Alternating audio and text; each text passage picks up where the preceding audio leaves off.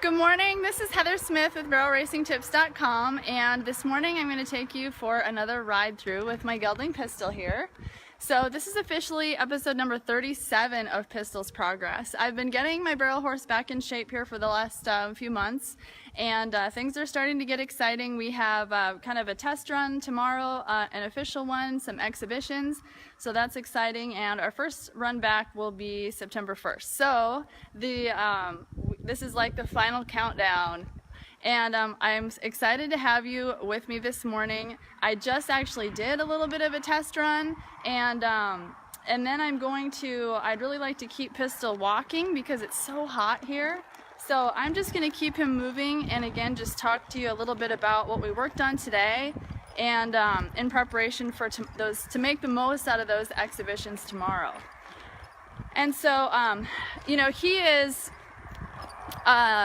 15, so he's been there, done that, but I really believe in never-ending development for ourselves and our horses. And so he had a really long break from running barrels for a period of 5 years, so we probably lost a little bit of ground in some sense, but I definitely am always progressing as a horseman, so I'm always feeling ways in which things can be improved and get better.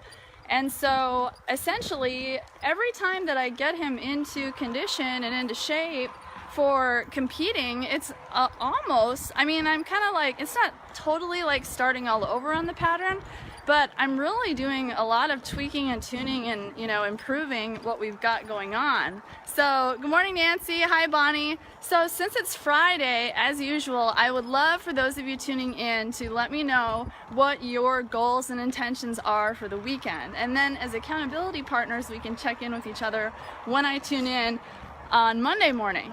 So with the fact that he's going to be hauled and have a big day tomorrow, I wanted to keep this workout just a little bit lighter than the last couple, and they've been pretty intense this week.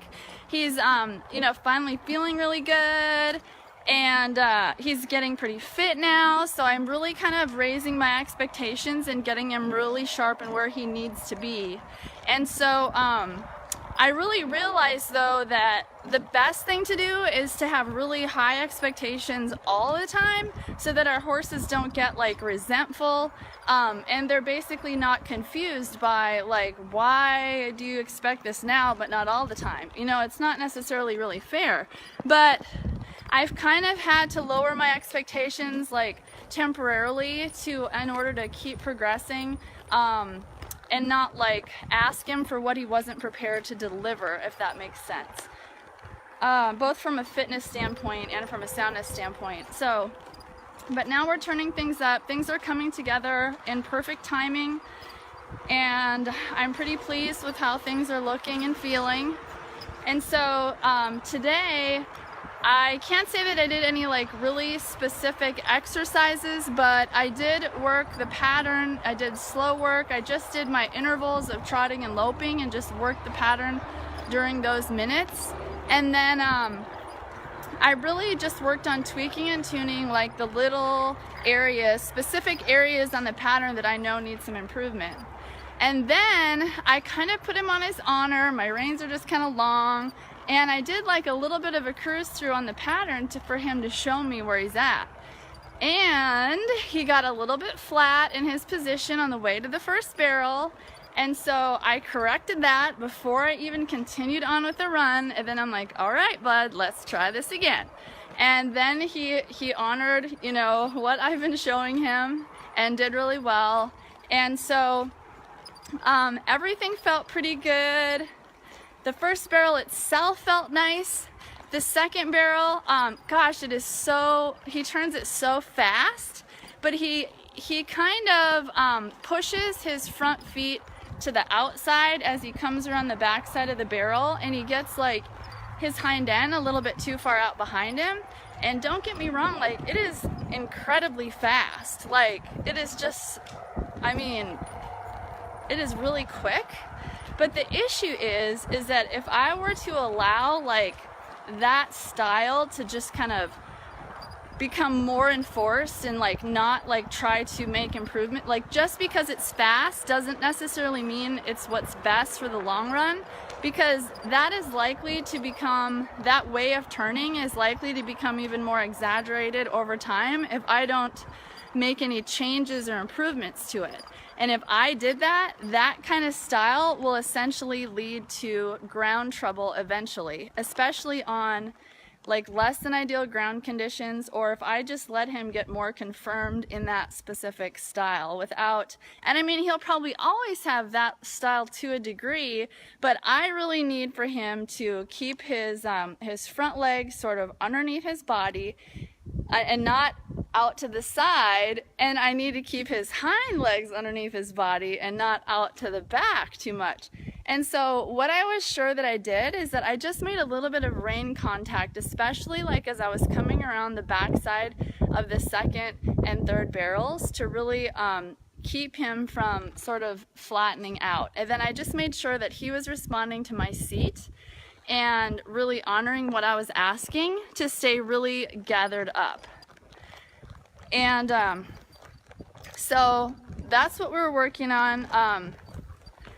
He was a little bit, like once he actually gets rolling, like at a sprint, he has a little bit of trouble shutting down instantly, and sometimes that can be kind of a soundness issue where maybe they are hesitating because sometime in the past it was kind of ouchy for them to like really bury their butt from, quickly from that speed. But also, we just have to make sure that we have that level of responsiveness that we need, like in all circumstances. That means in all. When I say all, I mean all. So that includes speed stuff too. So what I'll do today, since I just really need to keep cooling him out and just walking him, is that I'm going to flip the camera again and then just describe what I felt in that run through. So this is really like, it was really like a test of where he's at. And then I actually went through the pattern slow one more time. I mean, I would have liked to have gone through the pattern again fast and like did a better job of correcting what I felt, but it was just more than his body would be able to handle. And so I went through it slow and made those corrections. But the important thing is that now when I go to do those exhibitions tomorrow, I'm going to be so much more aware, and I'm going to know how I need to be and where I need to be and how I need to be there to make it really correct and positive, and I can just be like aware and ready. Like if I put him on his honor, I can be ready to correct him if he does fall into the same sort of habits he showed today. And so that's kind of a good policy to have. Like if you're doing exhibitions, I usually, if I do them, I just do 3, and I'll do 1 kind of slow to just make sure they're where they need to be mentally and emotionally, that they're not making assumptions. Then I'll turn up the heat and really kind of test them. I'll go faster. I'll let them have a little more rein. I won't micromanage them, and I'll be like, okay, you show me what you know. Show me where you're at. And then with whatever they showed me in that exhibition, in the final one, then I'll go in and do whatever I need to do to make improvements on what we just felt. So I'm going to flip the camera around, and we're just going to walk through the pattern again. Okay, so here we are. So my ideal spot to start from is just, we go to the left barrel first, so it's just to the left of the third barrel. So I'm going to turn around. And so what I really want is for his body to stay kind of arched. And what I felt was him getting like flat as far as kind of overweighting his front end and his like inside leg, and that's what it kind of feels like, almost just a hair of leaning. It wasn't like really extreme, but I want him to stay, to almost run. Like when a horse does sprint, they are definitely they have more weight on their front end. But I almost want to feel him, because we weren't going all out, I almost want to feel him a little bit more elevated, even though we're speeding things up. So when I actually turned the first barrel earlier, it felt good. I'm really conscious not to turn my head too soon. That's one of my habits. So I've been kind of training myself to just wait. Good morning, Sharon. Hi, Brandy. Good to have you girls with us. And so here, I've just got one hand, but I'm gonna make sure my tendency, I'll just stop and explain this. My tendency is to overweight the outside stirrup too much. Okay, so if we're stopping and taking a break here at the second barrel, which I would definitely, I'm taking a break like a little bit past it. I would not at any point want to stop my horse like before it while I stop to explain something to you. And you can see I just corrected him. Did you see how he kind of turned his head to the outside, just looking at something? And I corrected him because if we're gonna sit here and camp for a minute, I want his body to be more either straight or kind of shaped towards the barrel. I don't want him to be looking to the outside. And so, but what I tend to do is overweight the outside stirrup in a turn, and then I am also realizing even more all the time how my body, my habit is to overweight the left stirrup. So I've been really working on correcting my, being more aware and correcting myself with that. So I'm stepping harder into the inside stirrup, and what I want to do is make just a little bit of contact with the reins. One thing that can be challenging is trying to weight your inside stirrup and make contact with your outside leg. So I'm just going to make a little contact before we head over to third. So like I said last time, I'm really conscious of every step.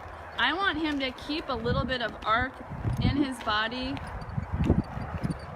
all the way, just really subtle, all the way to this third. And I want him to be engaged. I want him to be moving a little bit in the way that I want him to turn. So it's always got to think about what happens before what happens happens. So I'm going to use a little bit of rein. I'm going to overweight my inside leg. Make sure that barrel is staying behind my leg.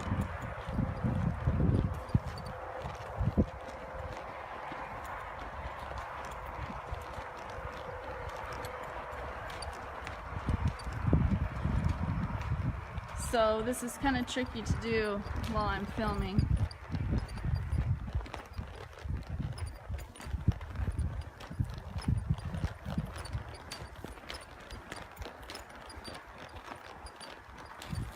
Hey Brandy, that's a good question. Brandy says, my horse loves to stop and yawn and pulls hard on my hands when we work through exercises. Should I correct her, or is she offering me calming signals? So, if the horse is, if you're already giving him a break and you're standing still, I would allow them to just process and yawn if that's what they started doing. I would never under any circumstances let them pull on your hands no matter what you're doing. And then sometimes that yawning and processing and releasing is truthfully, like, science tells us that it's kind of a biochemical shift in their body when they've actually just overcome some level of stress. They've kind of crossed to the other side of it. And so so that is, you could sort of say that. It's not, basically the way you can look at it is that it is a sign that they're maybe getting calm, or they're processing something or releasing or having the, I forget the biochemical terminology, but basically it's a sign that they just went through something stressful, which you can kind of look at it two ways, where it's like, well, I'm glad you're on the other side of it now, but what can we do to make it, or, you know, like, you want them to release and to process and sort of work that out, but then it's like we have to look at, well, what can we do so that they're not in that position to begin with, if we can. But I would definitely not, like, allow her to just sort of stop in the, or volunteer to stop in the middle of what you're asking. Like, I would make sure that it's kind of on your terms. A lot of times horses will do that. I'm gonna flip the camera around. When they're already, like, standing still or having a little bit of a break or something. And but I know what you mean when they're, like, yawning and you're standing there, and if they want to yawn and the reins are loose, and we're just standing here relaxing, I might give them some slack in the reins so they can do that and really stretch out. But if we're in the middle of something, or even if we're standing here and have contact with them, I never want them to be really pushing into them. So hope that makes sense. Hey Kathy. So that's what our run through was like this morning, and I'm super excited for tomorrow. So tune into my stories. I'll be sharing some updates. But he's feeling pretty good. A lot of times we're really doing all the right things with our horses, but when we go out and test ourselves, I know I've been in this position a lot where we're doing all the right things, we just need to do more of it, if that makes sense. And sometimes we have to, it's a really fine line as far as repetition. So we want to make sure that we're really getting through to our horse's mind, and that we're making the absolute most and getting as much learning as possible done with minimal wear and tear and stress to them. And so, so that's kind of where we're at, where it's like, I've been making all these improvements, and what he just showed me is that there's just a couple areas one area that where I need to kind of do something a little different, but another area where I just need to reinforce what I've already been doing and ask for like a higher degree of it, if that makes sense. So anyway, as always, it is so fun checking in with you. And I'll be back with Pistol's Progress on Monday morning. I'll tell you a little bit about what we're working on then and what that's going to look like after the weekend, because we've really got to make the absolute most of every single ride. And but it's a really exciting time, and I'm looking forward to it, and it is such a blast taking you for a ride with me behind the scenes. So until next time, go fast, and we'll see you again soon.